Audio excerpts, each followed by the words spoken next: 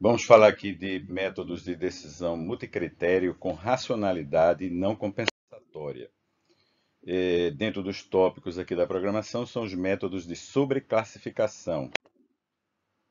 Esses métodos de sobreclassificação, eles se distinguem dos métodos de critério único de síntese por ter uma racionalidade que não faz compensação entre os critérios. Eles podem ser chamados também com outros nomes, né? A denominação em inglês outranking, mas se discutiu muito sobre a ideia na língua portuguesa de usar o termo superação, mas sobre a classificação prevaleceu. Essa questão terminológica ela pode ser interessante porque a ideia desses métodos não é de dominância, analisar a dominância entre as alternativas, mas seria uma relação mais fraca onde, sob determinadas condições, o quanto uma alternativa pode ter prevalência sobre a outra ou o quanto ela supera uma outra. Há vários métodos de sobreclassificação na literatura. Os dois mais conhecidos são os métodos Electre e Prometer. Aí tem uma família de métodos Electre e família de métodos Prometer, que vão ser analisados aqui. Eles são baseados na comparação par a par entre as alternativas e isso é feito explorando uma relação de sobreclassificação. Tem características que se distinguem fortemente dos métodos de critério único de síntese. Em geral, os métodos não realizam agregação analítica para estabelecer um score para a alternativa. Em geral, e assim facilitar essa comparação entre as alternativas, como no caso dos métodos de agregação de critério único de síntese. Esses métodos assumem a possibilidade de incomparabilidade na estrutura de preferências do decisor. Usando uma relação de sobreclassificação entre as alternativas que não é transitiva. Por conseguinte, esses métodos podem trazer resultados parciais na apresentação das recomendações. Em alguns métodos, pode haver um certo artifício, vai ser mostrado, que permite fazer uma avaliação numérica global de cada alternativa. Mesmo assim, baseado numa avaliação não compensatória. A característica importante, então, é que eles são não compensatórios. Esse é o ponto essencial desses métodos.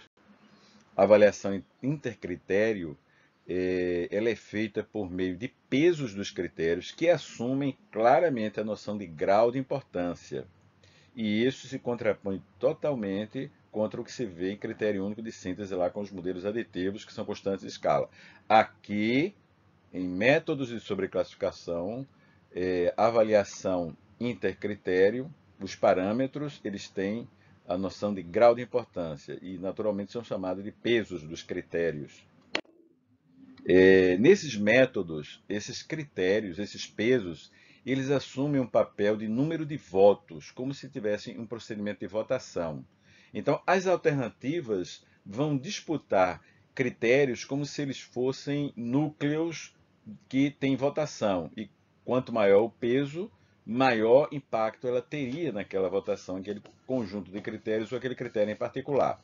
Então, aqui, por exemplo, a ideia é formar uma coalizão de critérios para superar outra alternativa. Isso que uma alternativa faz. E claro que isso vem nos dados dela, e em função de suas próprias consequências, já é um input natural num procedimento onde nós vamos conduzir a avaliação multicritério. Então, o que se pode dizer é o seguinte: dadas duas coalizões de critérios G e H, que são subconjuntos de famílias de critérios, né?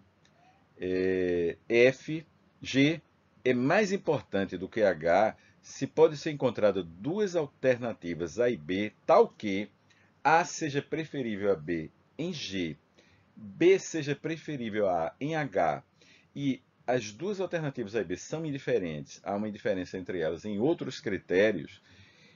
Então, se a alternativa A é preferível a B no global, pode-se dizer então que o conjunto, a coalizão, o conjunto de critérios em G, ele tem mais peso, ele tem mais importância. Ou seja, essa noção de coalizão e de disputa que há entre uma alternativa e outra, em função da importância dos critérios, ela é fundamental e leva naturalmente ao conceito de grau de importância para os pesos dos critérios. Então, a família de métodos Electri. A família de métodos Electri, os métodos eles são aplicados em duas fases. Primeiro, uma construção da relação de sobreclassificação, onde se estabelece uma comparação par a par entre as alternativas. Depois, a segunda fase é a exploração desta relação de sobreclassificação. Aí, nesse caso, vai se aplicar um procedimento algoritmo para resolver o problema em função da problemática específica que se tenha. Se é para a problemática de escolha, é um algoritmo que não vai comparar todas as alternativas, mas tirar um subconjunto, ou pelo menos, se puder, se for possível, uma única alternativa para que ela seja escolhida. Se for uma problemática de escolha, o algoritmo vai fazer uma comparação de todas as alternativas e vai usar, portanto, mais informação. Então, primeiro, há uma construção da relação de sobreclassificação par a par. Então, a gente tem uma matriz par a par de todas as alternativas. Depois, essa informação é usada para efetuar a sobreclassificação e resolver o problema de acordo com a sua problemática. Na família de métodos Electri, nós temos esse conjunto de métodos. O Electri 1 e o 1S são para a problemática de escolha. O 2, 3 e o 4 para a problemática de ordenação. E o Electri 3 é para a problemática de classificação. Há algumas diferenças entre um e o outro que correspondem ao tipo de critério usado. Em alguns casos, são considerados limiares de indiferença e limiares de preferência na avaliação intracritério. Nesses casos, eles não são denominados de critério verdadeiro. Então, têm características diferentes por usarem esses limiares. Então, nós vamos considerar que temos um conjunto de alternativas A e uma função GI de A, que é através da qual temos a avaliação de cada alternativa A de acordo com o critério I. Aplicando-se a relação de sobreclassificação aos elementos do conjunto A, pode-se obter uma relação e uma comparação par a par entre todas as alternativas. E aí vai se saber se A sobreclassifica B, ou B sobreclassifica A, ou se há uma incomparabilidade. Dois conceitos básicos são utilizados para a construção da relação de sobreclassificação no método Electri. O primeiro é concordância. E a concordância está relacionada ao fato de que um subconjunto significativo dos critérios considera a alternativa A fracamente preferível à alternativa B. O de discordância é o fato de que não existem critérios onde a intensidade de preferência de B em relação a A ultrapasse um limite inaceitável.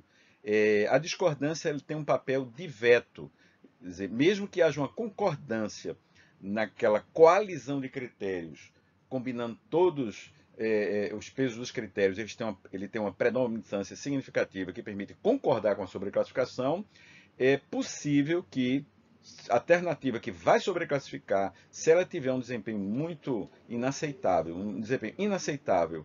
naquele critério para o qual ela não é, vamos dizer, melhor do que B, então o que pode acontecer é que há um veto a isso. Por isso que tem um indicador e esse conceito de discordância. O método Electri 1 é o primeiro método da família, foi estabelecido para a problemática de escolha, que para o qual a otimização é um caso particular. Nem sempre é possível ter a otimização, ou seja, apenas uma alternativa selecionada. Em muitas situações pode ocorrer de se ter apenas um subconjunto de alternativas, quer dizer, um subconjunto pequeno de alternativas que são incomparáveis. Então, o processo seria resumido a reduzir o conjunto inicial de alternativas ao subconjunto mínimo possível. A primeira fase da construção da relação de sobreclassificação leva às considerações sobre a aceitação dessa relação explícita através de dois indicadores, dois índices. O índice de concordância de que a alternativa A sobreclassifica B e o DAB, que é o índice de discordância sobre a afirmação de que A sobreclassifica B.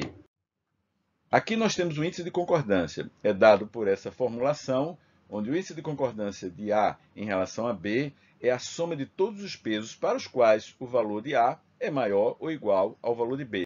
E esses pesos são normalizados. Esse índice corresponde, então, à soma de todos os pesos para os quais a alternativa tem a vantagem. A alternativa A tem a vantagem sobre B.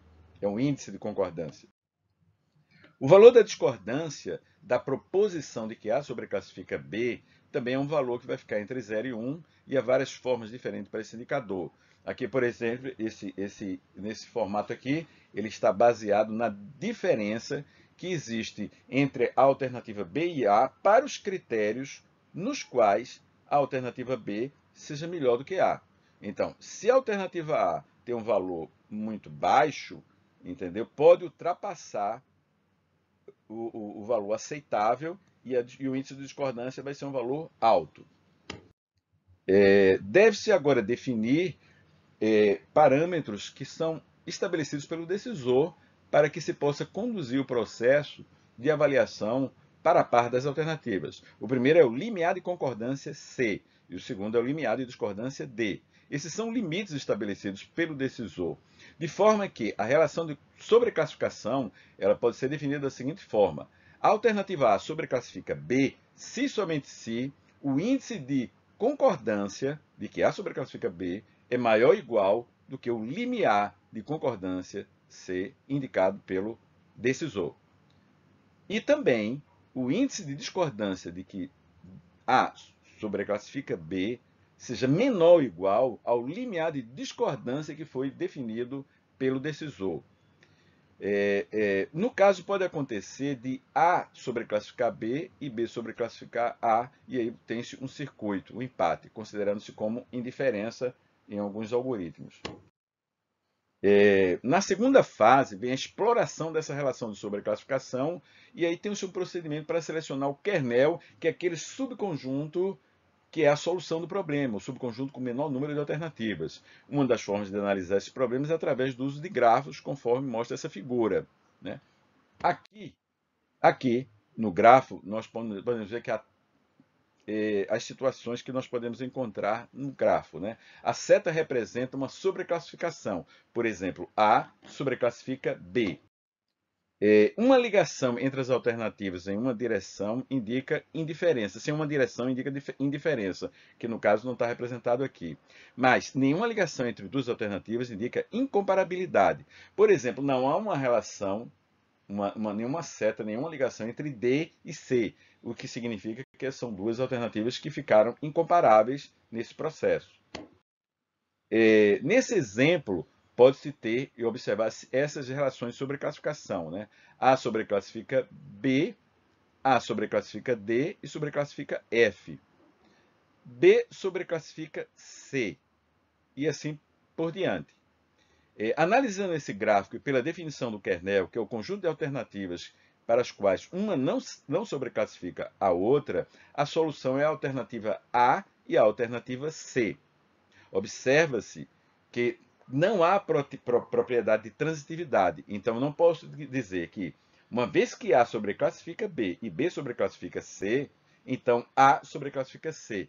Quer dizer, nesse método e nos métodos em geral não compensatórios e nos métodos de sobreclassificação em geral, não se atende à propriedade de transitividade. Então, eu não posso aplicar ela aqui e eliminar a alternativa C, porque, de fato, a alternativa C não é comparável com a alternativa A. Mesmo que tendo sido comparado pela alternativa B, não há informação suficiente para afirmar que ela sobreclassifica a alternativa A. Então, a solução tem duas alternativas, A e C.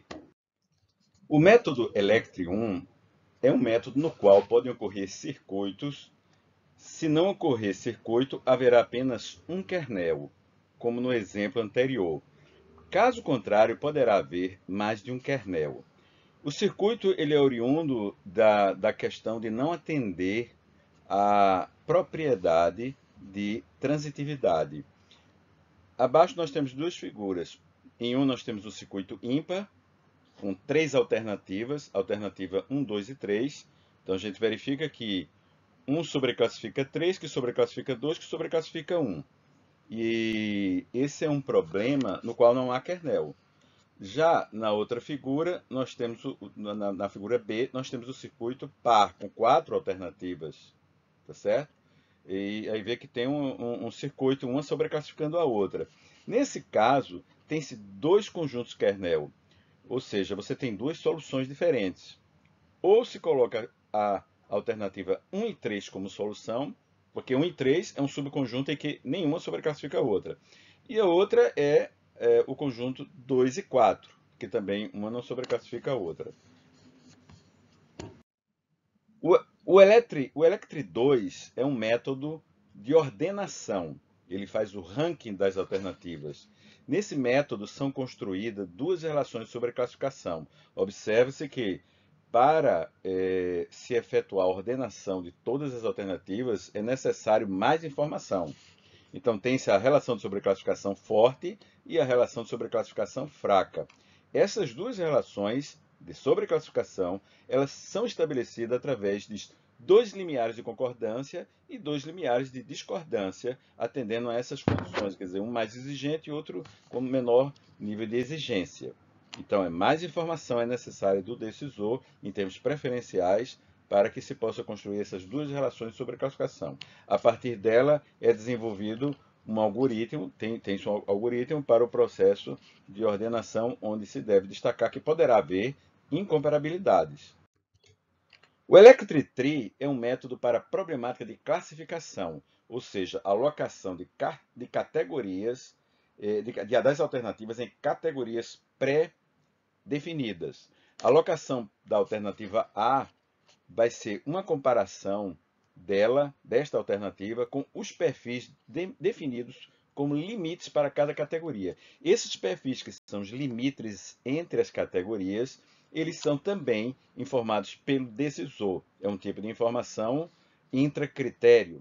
Aqui se vê a representação desses perfis, que é o perfil B1 até o perfil BP, né, quando nós temos BP mais uma classe. Quer dizer, temos a classe 1 e assim sucessivamente. Então, a alternativa ela vai ser comparada com esse perfil para ver se ela está abaixo ou acima dessa fronteira. E aí vai se determinar a que categoria ela pertence. É claro que isso vai ser feito uma comparação sucessiva até definir em que categoria ela estaria. Uma outra família de métodos de sobreclassificação é a chamada de métodos Prometer.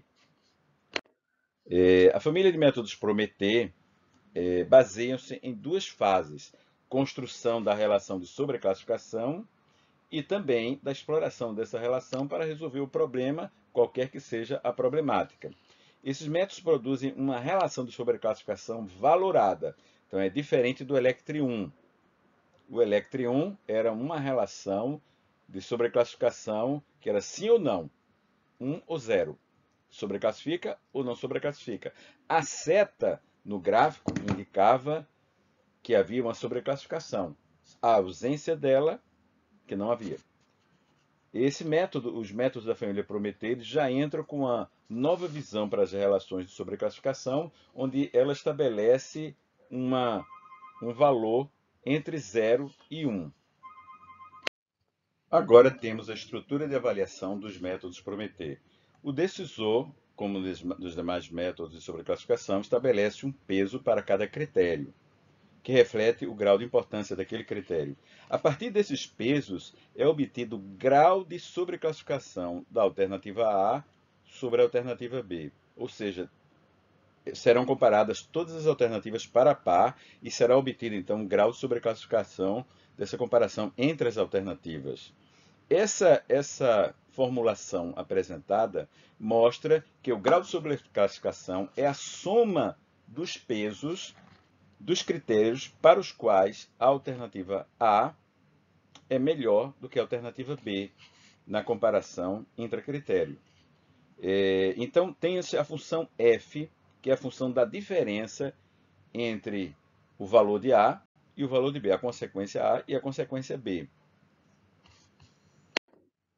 Essa função, na situação mais básica, essa função da diferença, ela é igual a 1 quando o valor da alternativa A é maior do que o valor da alternativa B.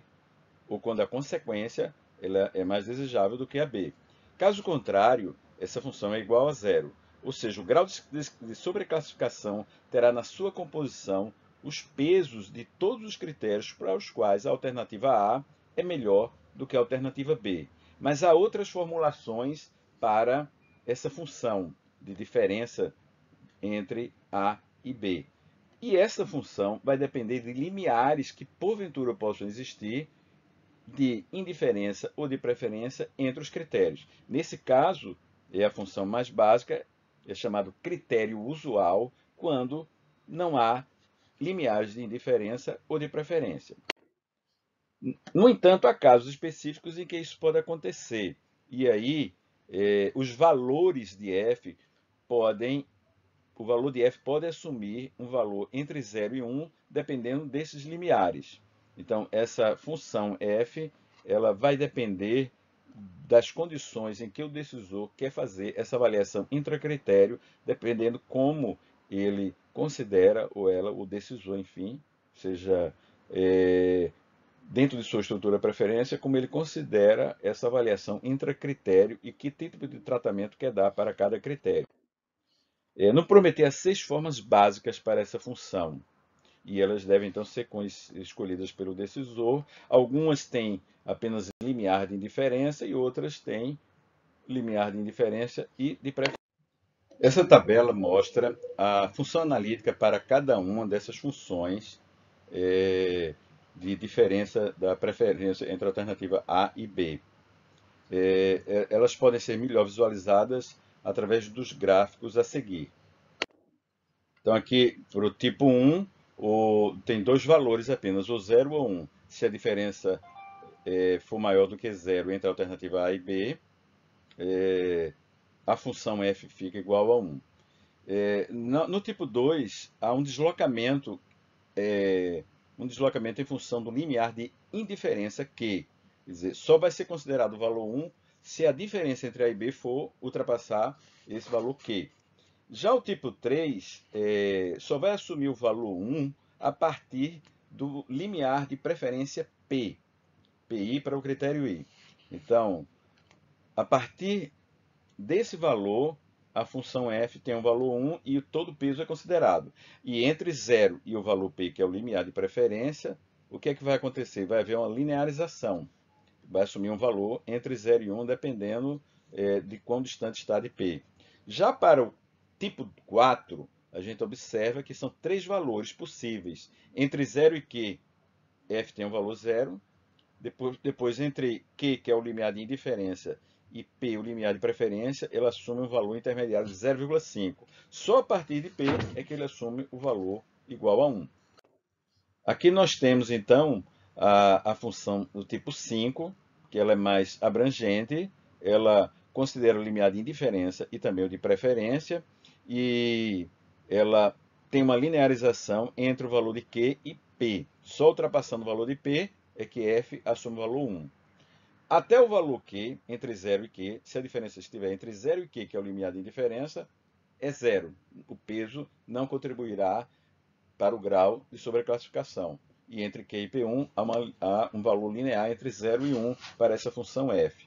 A função 6 é uma função que usa um modelo analítico da função gaussiana entre 0 e o que seria um parâmetro de preferência, né, de limiar de preferência, que é estabelecido como o desvio padrão. Seria uma equivalência para o desvio padrão como uma medida de incerteza ou imprecisão nesse processo. A estrutura de avaliação do método Prometei para cada uma dessas formas ela vai corresponder a uma determinada atitude do decisor na comparação entre alternativas dentro de um mesmo critério. Então, isso deve ser avaliado individualmente para cada critério. O grau de sobreclassificação do Prometei tem certa similaridade com o método que é indicado no Electri 3, porque o Electri 3 também usa uma relação de sobreclassificação valorada, enquanto que o Electri 1 não usa. É uma relação de sobreclassificação que assume valores 0 ou 1, ou sobreclassifica ou não sobreclassifica. Aqui nós temos uma situação intermediária que é também adotada em alguns métodos da família Electri. O fluxo de sobreclassificação é uma característica importante também na avaliação do método que o método Prometer conduz. Esse fluxo ele vai ter uma participação importante na exploração daquela relação de sobreclassificação valorada que já foi estabelecida, né? Que é o P de AB. Nessa fase, há dois indicadores que são utilizados. Um é o fluxo de sobreclassificação de saída da alternativa A, conforme mostra na forma analítica, ela é o somatório de todos os graus de sobreclassificação que a alternativa A tem sobre todas as alternativas B do conjunto de alternativas, quer dizer, todas as outras alternativas do conjunto. Já o fluxo de sobreclassificação de entrada, sinalizado por um indicador negativo, ele é igual à soma do grau de sobreclassificação de cada alternativa do conjunto de alternativas sobre essa alternativa A que está se querendo medir. Ou seja, ela mede a desvantagem da alternativa A em relação a todas as outras alternativas, enquanto que o primeiro fluxo de sobreclassificação, que é o fluxo de sobreclassificação de saída, ela mede a vantagem dessa alternativa em relação a todas as outras do conjunto de alternativas. O fluxo de sobreclassificação de saída, ela representa essa intensidade comparada com todas as outras. Quanto maior, melhor a alternativa. Essa terminologia de saída e entrada, ela vem de uma visão gráfica da comparação das alternativas. Por exemplo, aqui nós temos a representação gráfica do grau de sobreclassificação. Quer dizer, as setas indicam que há um grau de sobreclassificação, que é um valor entre 0 e 1. Aqui é diferente da outra representação gráfica. Essa seta ela não é para dizer se há ou não há sobreclassificação. Ela é para dizer que está se representando aqui que há um grau de sobreclassificação. A tem alguma vantagem sobre B1 e há uma outra vantagem sobre B2. Para cada um aí, nós teríamos um indicador diferente. Já o fluxo de sobreclassificação de entrada está representado aqui para mostrar que aquela função analítica está medindo como todas as alternativas sobreclassificam A. E a soma de todos esses graus de sobreclassificação. Aí está mostrando qual é a desvantagem de A em relação a todas as outras alternativas do conjunto de alternativas. Uma outra forma para se calcular o fluxo de sobreclassificação é fazendo sua normalização, dividindo por n-1, porque o somatório π de AB vai comparar com B alternativas, que é n-1 alternativas do conjunto, né? As outras alternativas de um conjunto de n alternativas. Então, dividindo por n-1, nós teremos um indicador de fluxo de sobreclassificação de saída e também o de entrada, que vai ficar numa escala, no valor de 0 a 1. Um outro indicador que surge é o fluxo de sobreclassificação líquido, e ele é o fluxo de sobreclassificação de saída menos o de entrada. E vai, então, ser estabelecido aqui numa escala de -1 a 1. Se for usado o fluxo líquido, cada alternativa vai ter um valor entre -1 e 1, dependendo de como ela se situa dentro de todo o conjunto. E agora nós podemos ver com essa informação, porque com fluxo de sobreclassificação nós temos um score e uma medida para cada alternativa. Elas podem agora ser comparadas. O primeiro método para se avaliar isso é o método Prometer 1. O método Prometer 1 pode ser visto como método de ordenação e também, é claro, usado para escolha, porque já que ele faz ordenação, eu tenho também qual é o que está na primeira posição, que, aliás, pode ser que surja incomparabilidade. Eu posso ter mais de uma alternativa na primeira posição, com uma indefinição. Então, ele é baseado numa pré-ordem decrescente, usando o fluxo de saída, e uma pré-ordem crescente, usando o fluxo de entrada.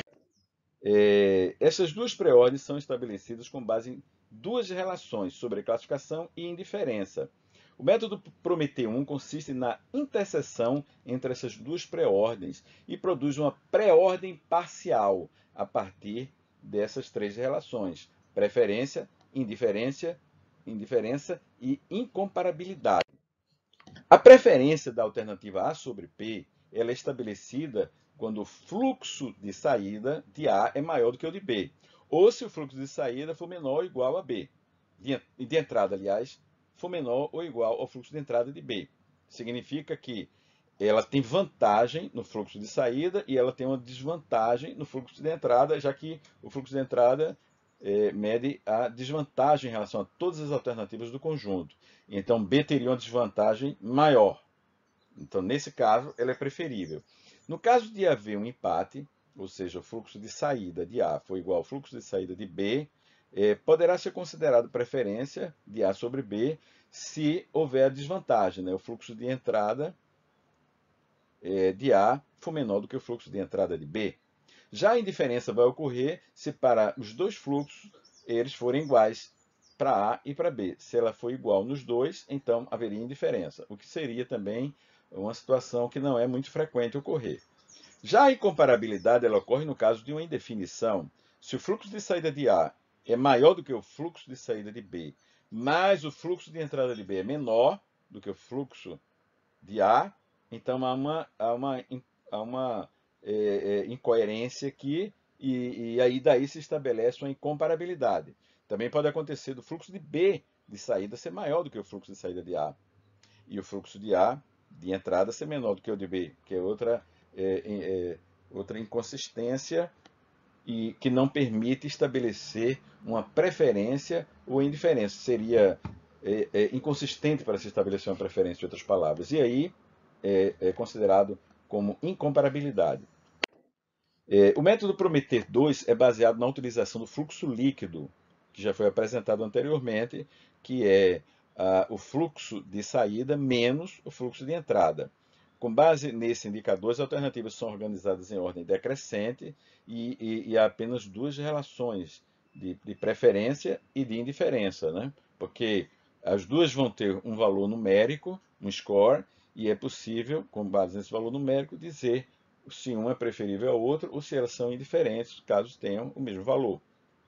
Deve-se observar que a ocorrência da condição, a relação de indiferença, é muito pouco provável, o que pode levar geralmente que o Prometeu 2 estabeleça uma ordem completa, ao invés de uma pré-ordem. Observe-se que no Prometeu 1 podem ocorrer incomparabilidades, enquanto que no Prometeu 2 tem-se uma ordem completa, ou uma pré-ordem, né? Na realidade, o Prometeu 2 induz uma forma de agregação com certa distorção dentro da concepção do método de sobreclassificação e acarreta uma perda de informação em relação ao Prometeu 1. Porque, na realidade, a incomparabilidade ela é uma parte do problema. E dentro da estrutura de preferências dada pelo decisor, com os pesos que ele deu e as funções F em relação às diferenças entre A e B, é estabelecida uma condição de comparação para par, e nessa condição de comparação para par pode haver incomparabilidade. Então, seria interessante o decisor saber que essa incomparabilidade existe. Já o Prometeu 2 ele encobre isso, e ele dá a impressão de que há uma ordem ou uma pré-ordem completa. Embora haja alguma semelhança entre esses métodos da família Prometeu elétrico, tá certo? Há uma diferença significativa, vista que no Prometeu não há a utilização do conceito de discordância. Um dos problemas relacionados aos métodos da família Prometeu é o de reversão de ordem, que é comum a todos os métodos de comparação para par, que em parte têm esse tipo de problema. A reversão de ordem pode surgir quando uma alternativa é incluída ou excluída do conjunto de alternativas, provocando uma mudança na ordem que foi preliminarmente estabelecida entre as outras alternativas. Métodos de comparação para par estabelecem uma ordem ou pré-ordem com base numa matriz de preferência n por n, e que faz com que uma comparação para par de todas as alternativas, gerando algum indicador de preferência entre duas alternativas. Outros métodos também se baseiam em comparação para par e podem eventualmente ter o mesmo tipo de problema. Uma questão importante que merece destaque é quanto à escolha da função de diferença de atratividade entre as alternativas A e B, que é utilizada para a construção do grau de sobreclassificação no Prometei. Mais especificamente, essa questão ocorre quanto à determinação dos parâmetros relacionados ao limiar de preferência e de indiferença.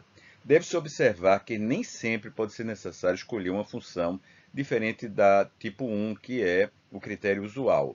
Ou seja, a escolha de outra função deve ocorrer apenas no caso em que o decisor tenha dúvida no estabelecimento de situação de indiferença ou preferência em uma determinada faixa de valores de um dado critério.